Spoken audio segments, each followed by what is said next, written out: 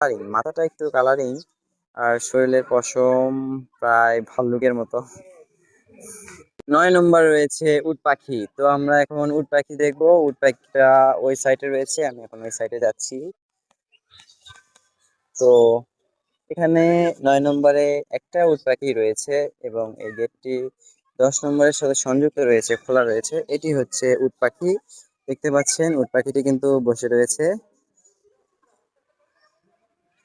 Hello. উট পাখি বলা যায় না, আক্রমণ করতে পারে। তো 10 নম্বরে রয়েছে ক্যাসওয়ারি।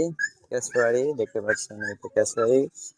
এটি কিন্তু উট পাখির মতোই দেখতে প্রায়, কিন্তু একটু ভিন্ন রয়েছে। তার মাথার ডিজাইনটা একটু ভিন্ন এবং গলায় নীল কালার এবং তার সাথে একটু লাল কালার রয়েছে এবং কালারিং, মাথাটা একটু কালারিং আর শরীরের পশম প্রায় ভাল্লুকের মতো।